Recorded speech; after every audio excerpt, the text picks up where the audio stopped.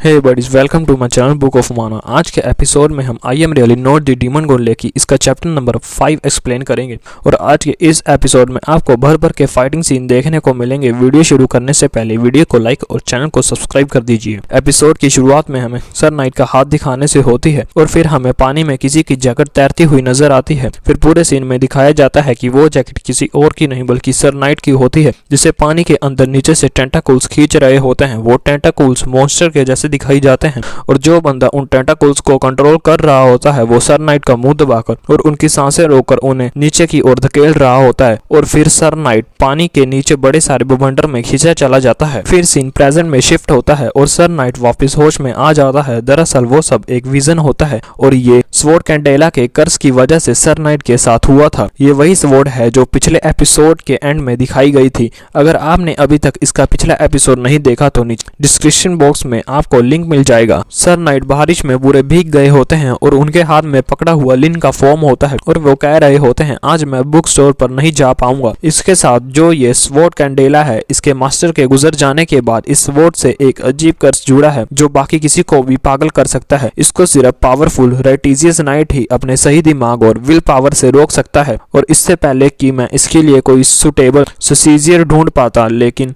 लगता है वो पहले से ही यहीं पर है। सर नाइट खुद से कहते हैं एक वक्त था जब मुझे the undefeatable sacred flame radiant night के नाम से जाना जाता था, लेकिन मैं अब बस एक बूढ़ा और अपंग इंसान हूँ। खुद को कोसने के बाद सर नाइट वहां से वापस चला जाता है। अगले सीन में फिर हमें एक डेड बॉडी दिखाई जाती है जो कि गली सड़ी और कटे हाथों वाली होती है। फिर हमें एक बड़ा सारा घर दिखाया जाता है जिसमें हमें एक पर्सन दिखाया जाता है, लेकिन इसका फेस अभी फिलहाल के लिए हमें दिखाया नहीं जाता। जो कह रहा होता है ये कितना सरप्राइजिंग है कि उन लोगों ने इतनी गड़बड़ कर दी है। ऐसा लगता है जैसे मैंने उस यंग लेडी को बहुत कम आंक लिया है। उसका सामना करने के बाद मुझे थोड़ी हैरानी है कि आपके सबऑर्डिनेट्स आगे क्या करेंगे। और ये सब वो पास खड़े किसी पर्सन को कह रहा होता है। और अगला सीन हमें उस यंग लेडी का दिखाया जाता है जिसने ये सब गड़बड़ की होती है और वो भयंकर आग के सामने खड़ी होकर मजे ले रही होती है। और फिर हमें इसके बारे में बताया जाता है कि ये सब कांड करने वाली कोई और नहीं बल्कि व्हाइट वुल्फ गिल्ड की सेकंड इन कमांड हमारी जी जीशु होती है। और वहां पर जी जीशु के पीछे की ओर से दो बंदे अटैक करते हैं और वो चिल्लाकर कहते हैं मर जा मॉन्स्टर।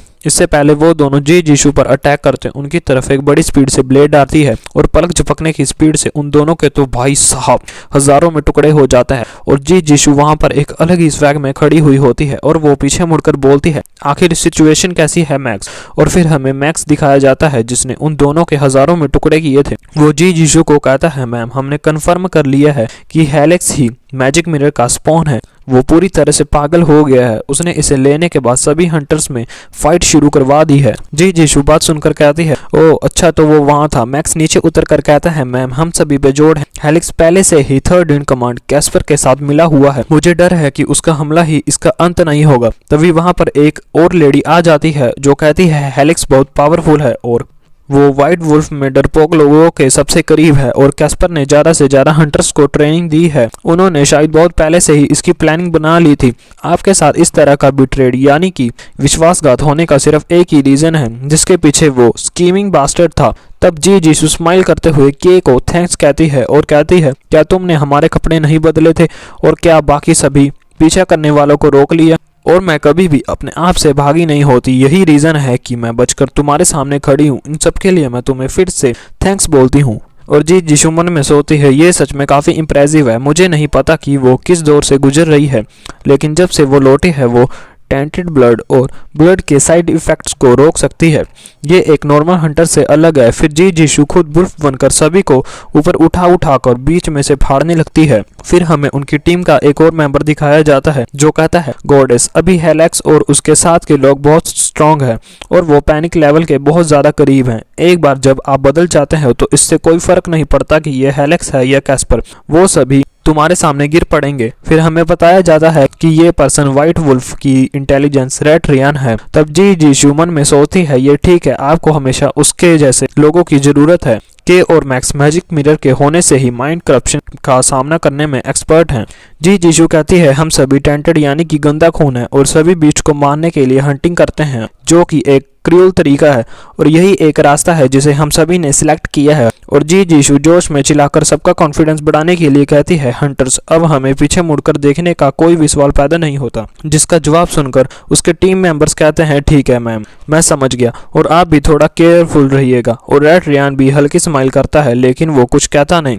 सारी कन्वर्जेशन के बाद उन्हें चलने की कमांड देती है और कहती है, ये हमारी लास्ट फाइट होगी। फिर सीन चर्च गेट का दिखाया जाता है जिसे जी जीशु तोड़कर अपने टीम मेंबर्स के साथ अंदर आ जाती है। और जैसे ही वो सामने की ओर देखती है तो ठीक उनके सामने एक बंदा खड़ा होता है और एक बड़ा सारा साइज उसकी बॉडी के आर पार निकाला हुआ होता है। और ये पर्सन भी और कोई नहीं बल्कि व्हाइट वुल्फ का मेंबर थर्ड इन कमांड खुद कैस्पर होता है। तब जी जीशु और के उससे पूछती है, कैस्पर, क्या ये सिर्फ तुम हो और तुम्हारे साथ का साथी एलेक्स कहाँ है?